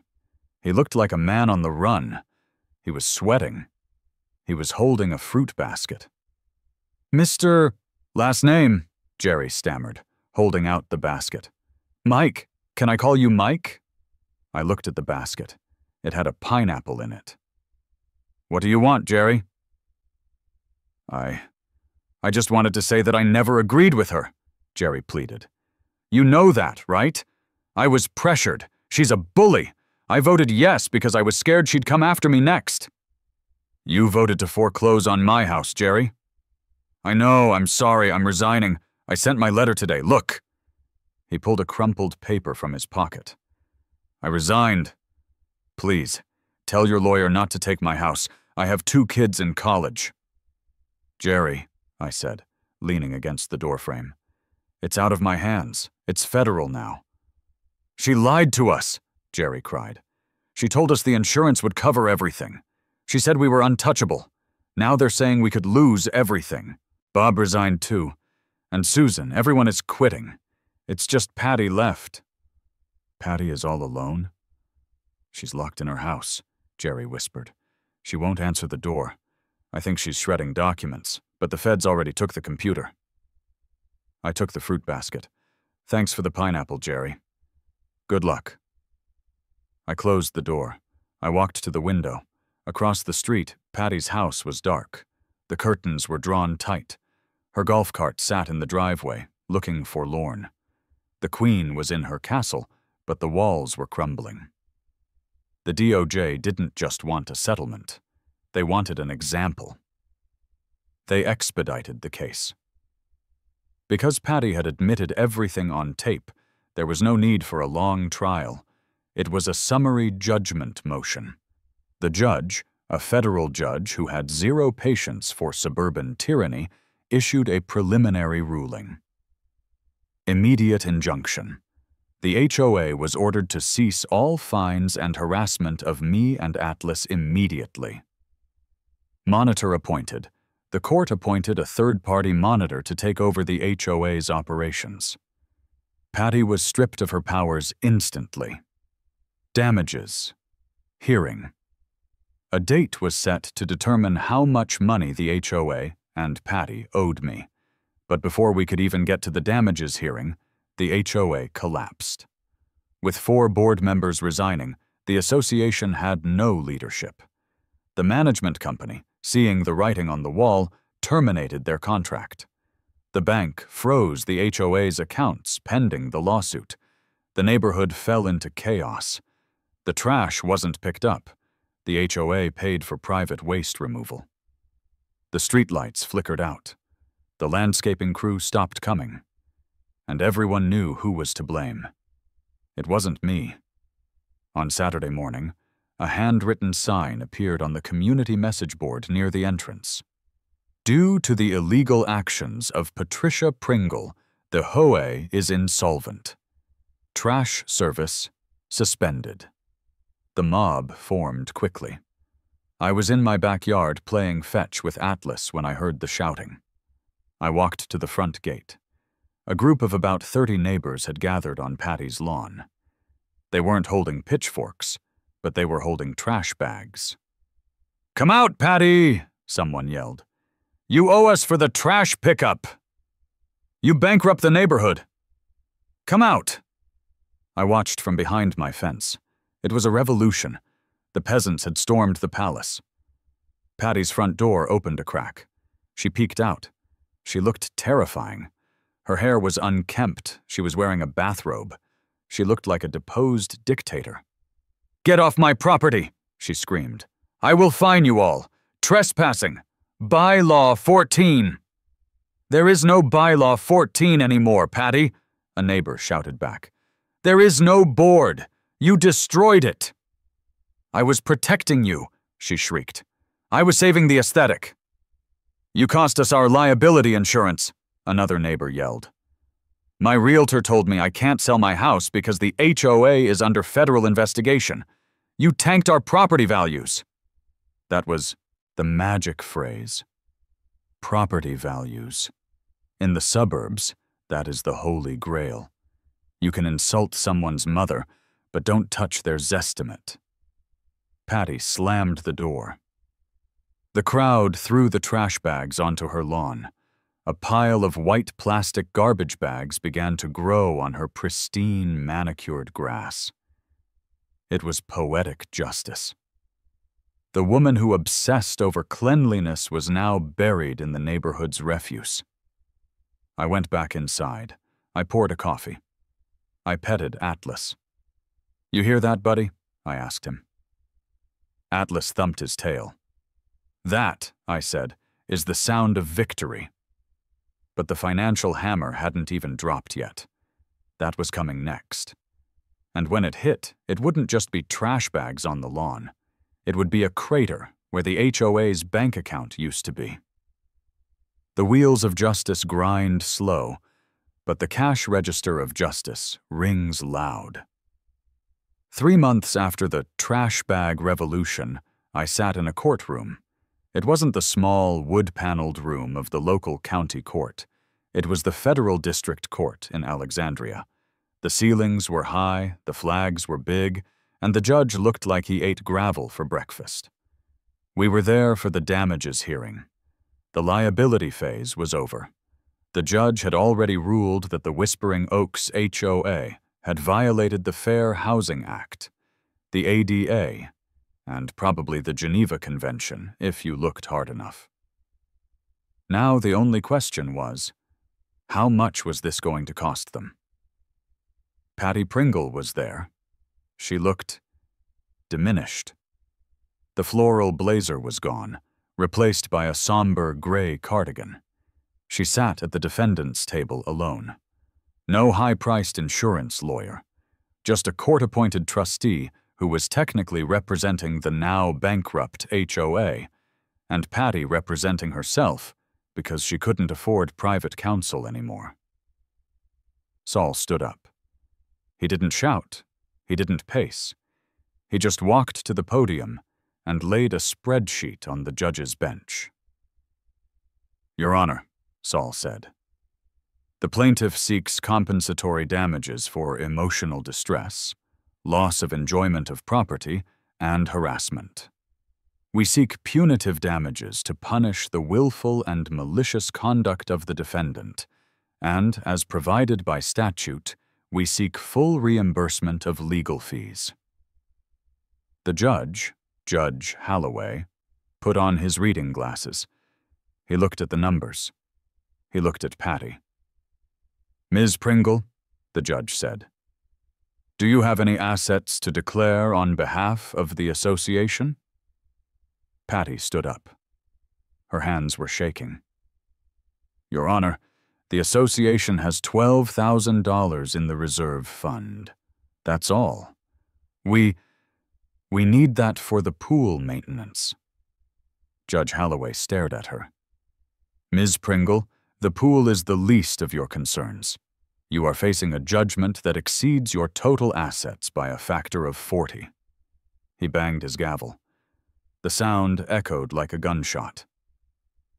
"I find for the plaintiff," Holloway announced, "compensatory damages, $75,000, punitive damages, $200,000, legal fees awarded to Mr. Verdugo, $145,000, civil penalties payable to the United States Treasury, $50,000. He paused to let the math sink in. "Total judgment against the Whispering Oaks Homeowners Association, $470,000. Patty gasped. A literal, audible gasp. She grabbed the table for support. "But we don't have that money," she cried. "We're a non-profit. We just mow the grass." "Then I suggest you find it," Judge Holloway said, closing his folder. "Or I will authorize the U.S. Marshals to seize the association's assets. And if the association cannot pay due to your willful misconduct, Ms. Pringle, the plaintiff is free to pursue you personally for the punitive portion." He looked at me. "Mr. Last Name, I hope this brings you some closure, and give the dog a treat for me." "I will, Your Honor." We walked out of the courthouse. The sun was shining. The birds were singing. And I was legally entitled to $500,000 from the people who tried to evict my dog. "So," I asked Saul on the courthouse steps, "how do we actually collect? You said they have 12 grand. Saul lit a cigar. He wasn't supposed to smoke on federal property, but nobody stopped him. "This is the best part, Mike," Saul grinned through a cloud of smoke. "Since the HOA has no money, they have to declare Chapter 11 bankruptcy to restructure the debt. But the debt doesn't vanish. The debt belongs to the corporation. And who is the corporation? The homeowners, Saul said. The shareholders. To pay off the judgment and exit bankruptcy, the court-appointed trustee is going to issue a special assessment. Every single house in Whispering Oaks is about to get a bill for their share of Patty's war. How much? There are 100 homes, Saul calculated. 470 grand, plus the trustees' fees, plus interest, rounded up to 5 grand, maybe 6. $6,000 per house? Due in 30 days, Saul nodded. Or they get a lien put on their houses. I whistled. They are going to eat her alive. Get the popcorn, Mike, Saul said. The real show is just starting. The letter arrived 2 weeks later. It was on official bankruptcy court stationery. It was sent to every mailbox in Whispering Oaks, including mine. Yes, I had to pay a share of my own settlement, which was ironic, but Saul said I'd get it back in the final payout. I stood by my mailbox and watched as the neighbors got home from work. It was like watching a synchronized swimming routine of despair. Car pulls up, neighbor gets out, opens mailbox, rips open envelope, read, freeze, look at Patty's house, scream. One guy, a quiet accountant named Dave, who lived 2 doors down, literally threw the letter on the ground and stomped on it. The Facebook group, which had been dormant since the trash incident, exploded. Subject: $500 assessment? Comment 1. Is this a joke? I don't have $5,000. Comment 2. It says if we don't pay by the 1st, they lien our deeds. Comment 3. This is because of Pringle. She told us insurance would cover it. Comment 4. I'm losing my vacation fund for this? Comment 5. We need a meeting now. The trustee, a no-nonsense bankruptcy lawyer named Mr. Crenshaw, called a mandatory creditor meeting at the clubhouse for Saturday morning. It was standing room only. I walked in with Atlas. I didn't have to bring him, but I felt he deserved to be there. He was the plaintiff, after all. The mood in the room was ugly. It wasn't the polite tension of the first meeting. This was the angry, desperate energy of people whose bank accounts had been raided. Patty was there. She sat in the front row, staring at the floor. She looked small. Mr. Crenshaw stood at the podium. He didn't use a gavel. He used a microphone. "Ladies and gentlemen, settle down," Crenshaw said. His voice was bored. He did this for a living. "I am the court-appointed trustee for the Whispering Oaks HOA. My job is to liquidate assets and satisfy creditors so that this corporation can be dissolved or restructured." "Why do we have to pay?" a woman shouted. "We didn't sue anyone." "You are members of the corporation," Crenshaw explained. "The corporation incurred a debt. The corporation has no assets. Therefore, the members are liable. The judgment is $470,000. Divided by 100 homes plus administrative costs, the assessment is $5,500 per household." "But insurance!" Dave the accountant yelled. "We pay premiums. Why didn't they pay?" Crenshaw looked at his notes. The insurance carrier denied coverage under the intentional acts exclusion. The board, specifically the president, was found to have acted with willful malice and intentional disregard for federal law. Insurance does not cover crimes or intentional torts. The room turned to look at Patty. If stairs had weight, she would have been crushed into a diamond. "She told us we were safe," a man in the back screamed. "She lied." Patty stood up. She turned to face the crowd. She looked like a cornered rat. "I didn't lie," she shrilled. Her voice was cracking.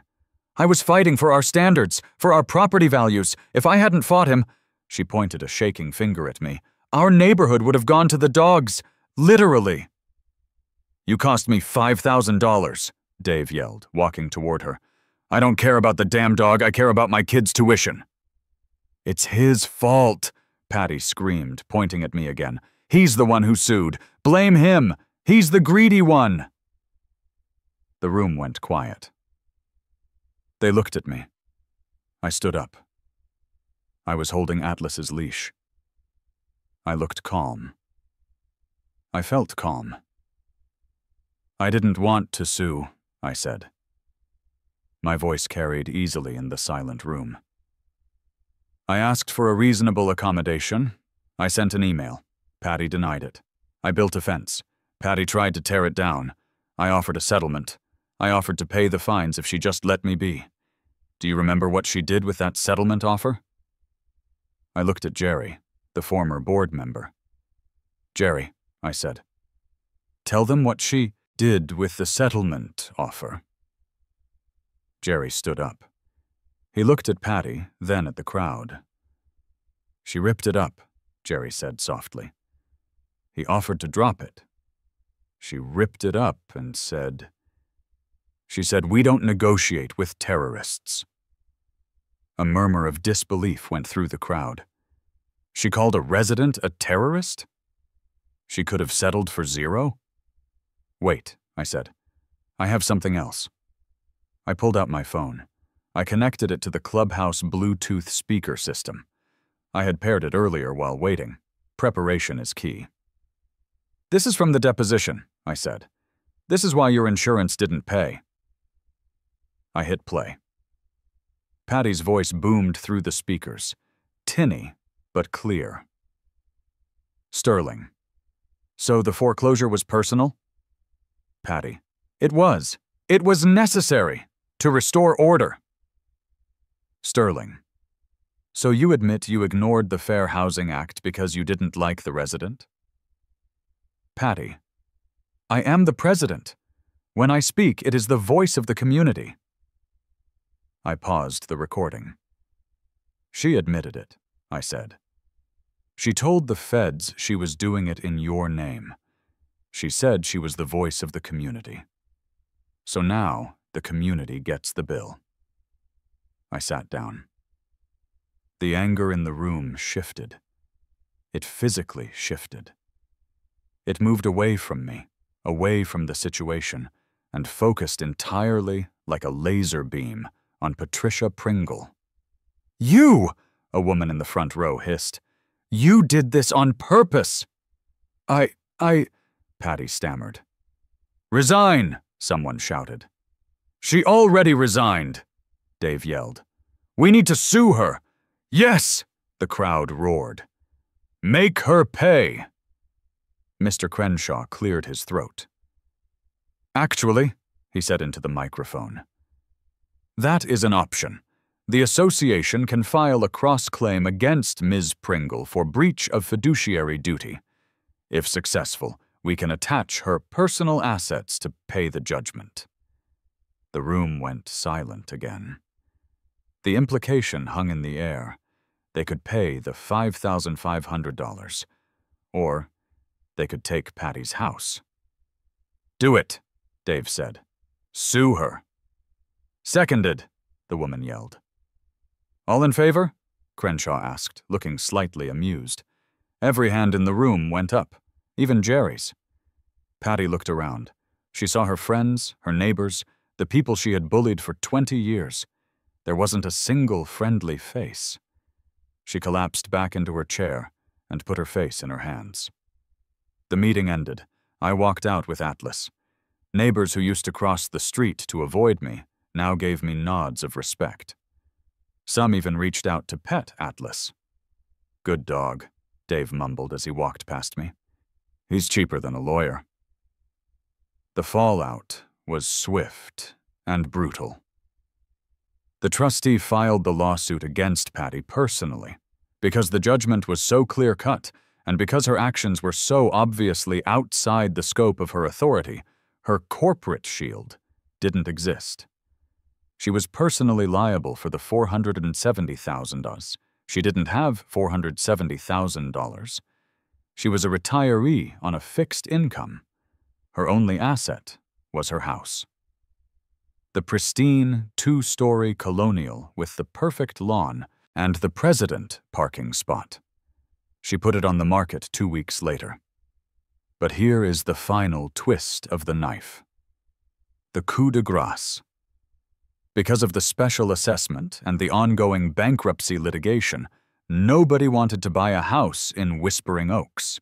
The HOA disclosure packet that every buyer receives was a horror show. It listed federal judgment, bankruptcy, and pending special assessment. Buyers fled. Offers dried up. Patty's house sat on the market. The price dropped, and dropped, and dropped. She needed to sell to pay the judgment and avoid jail time for contempt of court. Long story, she tried to hide some money. The feds found it. Finally, 6 months later, she got an offer. It was a lowball offer, an insulting offer. Cash? Fast close. She had no choice. She signed. I watched the moving trucks from my porch. It was a rainy Tuesday. Patty was carrying a box of her knickknacks to her car. She looked 10 years older. She moved slowly. She looked up and saw me. I was standing behind my beautiful 7-foot government-sanctioned fence. I was drinking coffee. Atlas was sitting next to me, head high, watching her. She stared at us. There was no hate left in her eyes. Just defeat. A hollow, crushing defeat. She got in her car and drove away. She didn't look back. I walked back into my house. My phone rang. It was Saul. "Did she go?" Saul asked. "She's gone," I said. "Good," Saul said. "The check cleared, by the way. Your portion of the settlement, minus the fees, minus the special assessment you had to pay. You're netting about 30 grand. Not bad for a few months of annoyance." "It was never about the money, Saul." "I know. It was about the principle. And the dog." "Speaking of the dog," I said, "I have a question." "Shoot." "Who bought her house?" Saul laughed, a deep belly laugh that lasted a solid 10 seconds. "You're going to love this," Saul said. "You know Big Tony?" "The fence guy?" "Yeah, Big Tony. He's been looking for an investment property, a fixer-upper. He got it for a steal." "No way." "Way," Saul cackled. "He closes on Friday. He told me he's planning to paint the front door purple, and he has 3 pit bulls." I hung up the phone. I looked at Atlas. "Buddy," I said, "I think the neighborhood is finally going to have some character." The special assessment was painful, but it did something unexpected. It united the neighborhood. The old guard, Patty's cronies, were discredited and shamed. A new board was elected. The new president was Dave the accountant. His first act? He repealed the breed restrictions. His second act? He dissolved the Architectural Review Committee and replaced it with a neighborly dispute resolution potluck. The vibe changed. People started waving again. Kids played in the street. The grass grew a little longer, maybe 3 inches instead of 2.5, and nobody cared. The fear was gone. I walked Atlas down the street that evening. We passed Patty's old house. The for sale sign was gone. In the driveway, Big Tony's massive yellow truck was parked. He was on the porch, tearing down the "No Solicitors" sign with a crowbar. "Hey, Mike!" Tony yelled, waving the crowbar. "How's the view?" "Better every day, Tony," I yelled back. I continued my walk. I reached the entrance of the community. The Whispering Oaks sign was still there, but someone had planted new flowers around it. They weren't the regimented, colorless tulips Patty loved. They were wildflowers. Chaotic, colorful, and messy. They looked great. I looked down at Atlas. He trotted beside me, his tag jingling. He was just a dog. He didn't know he had toppled a tyrant. He didn't know he had changed federal case law regarding HOAs. Saul told me our case was now cited in legal textbooks. He just knew he was a good boy. "You did good, Atlas," I whispered. He looked up at me and sneezed. We turned around and walked home. My fence was waiting. My house was safe. And for the first time since I moved in, the silence of Whispering Oaks lived up to its name. It wasn't the silence of oppression.